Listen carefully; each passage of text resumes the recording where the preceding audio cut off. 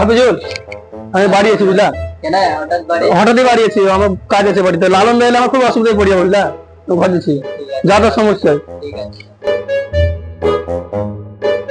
হাফিজুল আপনার কথা গেল রে, একটা বাড়ি গেল গো। লালন তাহলে অসুবিধায় পড়ে যাবো, বাড়ি চলে এলো তাড়াতাড়ি আপনার ভয়ে। কেন তো কিসের ভয়টা? না বলে হঠাৎ চলে গেল, কি ব্যাপার? হঠাৎ একটা ফোনটা লাগাতে হবে।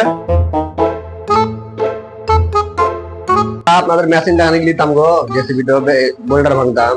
আমাদের অপারেটর নাই তো ভাই, হঠাৎ করে বাড়ি পালাচ্ছে না বলে কি হবে গো? বলেনি বাড়ি চলে গেছে। তুমি যদি পারো চালাতে নিয়ে যাও, ভেঙে লাও। হ্যাঁ পারবো চালাতে তো।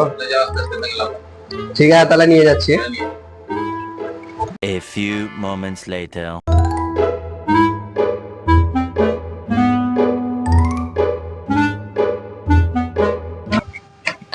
হ্যাঁ আল্লাহ, লালন দা তো বললে আমাকে মেশিনটা নিয়ে যা, তো মেশিনে তো ইঞ্জিনই নাই। এক্ষুনি গিয়ে মেশিন লালন দাকে বলতে হবে।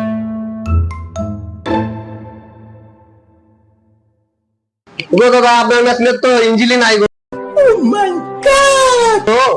ইঞ্জিন নাই মানে? হ্যাঁ গো ইঞ্জিনই নাই মেশিনে। হ্যাঁ আমি দেখে আসলাম তো ইঞ্জিন নাই, গাড়িতে চাপতে গেছি দেখছি তো গাড়ির ইঞ্জিনই নাই। হ্যাঁ বলেন। মেশিনে ইঞ্জিন নাই না তো, আমি দেখলাম মেশিনে ইঞ্জিন নাই তো। তাহলে এই ভয়ে মনে হয় পালাচ্ছে, ইঞ্জিন মনে হয় রাতের মধ্যে বিক্রি করে দিয়েছে। তার লেগে আঁকাবাই করছিল আর বলছিল লালন দা এলে খবরদার কিছু বলে না, আমাকে ভয় লাগছে, আমি চললাম বাড়ি। তাহলে উপায়